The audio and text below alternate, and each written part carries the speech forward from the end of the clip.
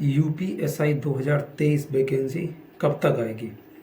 आप लोग पूरा दिन यूट्यूब पे यही सर्च करते रहते हैं कि यूपीएसआई 2023 की भर्ती कब तक आएगी, कितनी भर्ती होगी। आज हम इस वीडियो में बात करेंगे यूपीएसआई की लेटेस्ट वैकेंसी जो 5000 पदों के साथ आपको देखने के लिए मिलेगी।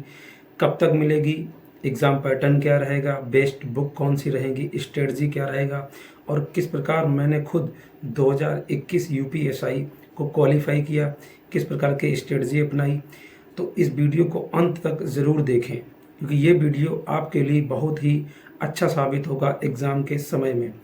तो ये है आपका अपना जीएस विद शिवांग का ऑफिशियल यूट्यूब चैनल और मैं हूं आपका दोस्त शिवांग पांडे। चलिए शुरू करते हैं आज का वीडियो।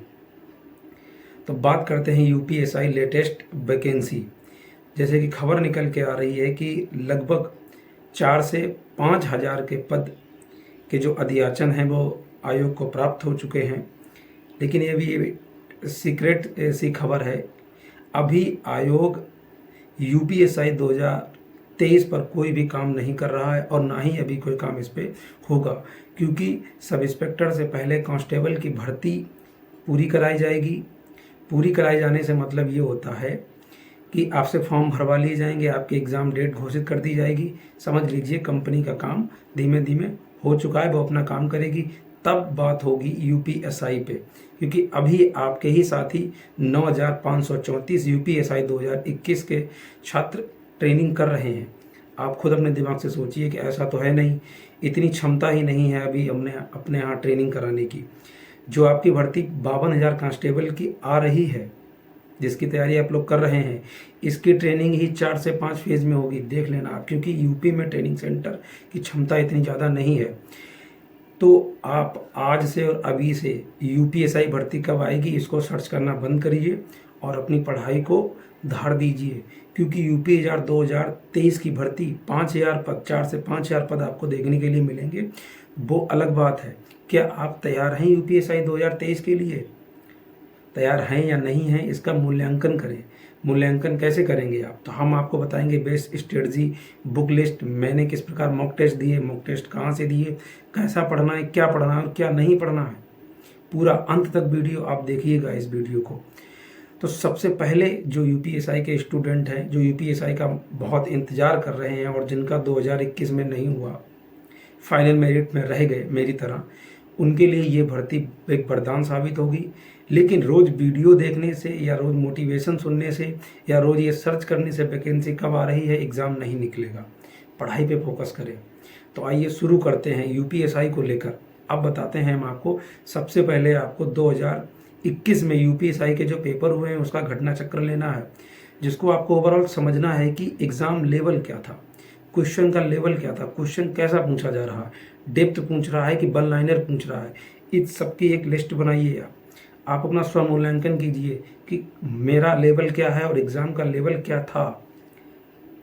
तब आपको पता लगेगा कि तैयारी कैसे करनी है। कुछ भी पढ़ लेने से नहीं कुछ होगा, कुछ सिलेक्टिव चीज़ें पढ़नी है और समय के साथ पढ़नी है। ये भी नहीं बहुत जीएस पढ़े जा रहे हैं या बहुत मैथ ही पढ़े जा रहे हैं।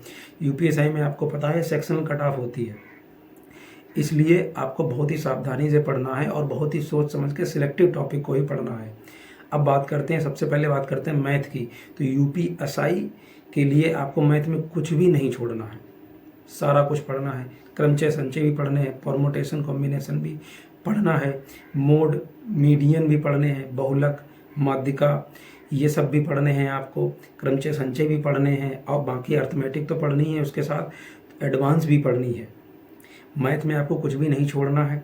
जिन बच्चों का बेसिक तैयार नहीं है, पहले अपने वो सिलेबस पे पकड़ करें, बेसिक तैयार करें। पूरे दिन यही ढूंढने से कुछ नहीं होगा। वैकेंसी कब आ रही, वैकेंसी आएगी चली जाएगी, सिलेक्शन नहीं होगा, तुम बस वीडियो देखते रहो।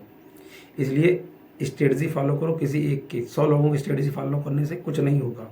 आप 100 बार 100 लोगों का दिमाग लगेगा, उसमें कुछ नहीं निकलेगा, बाद में सब मिक्स सब्जी बन जाएगी। समझे? सब्जी खाओ चाहे एक खाओ, कोई भी खाओ, अभी आप क्या कर रहे हैं, सबका स्वाद ले रहे हैं और बाद में सबका ही स्वाद लेते रहिए, सिलेक्शन नहीं होगा। ठीक है ना? तो मैथ में आपको कुछ भी नहीं छोड़ना है। अब बात करते हैं हिंदी। हिंदी में भी कुछ नहीं छोड़ना है। एक्स्ट्रा आपको साहित्य पढ़नी और बहुत अच्छे लेवल की साहित्य आपको पढ़नी रहेगी। अच्छे लेवल से मतलब है कि वहाँ आपसे ये पूछा जाता है कि उर्वशी रामधारी दिनकर जी की जो कहानी है या कविता जो भी है वो किस विधा की है, कहानी है, कविता है, निबंध है, पत्र है, क्या है, किस विधा में है, किस सन में इसको कौन सा पुरस्कार दिया गया, थोड़ा लेवल अच्छा रहता है। उसके बाद में करंट को लेके बिल्कुल निश्चिंत हो जाइए, यूपीएसआई में करंट का ज़्यादा रोल नहीं है, 2 से 3 प्रश्न ही आएंगे, तो इसको अलग करिए।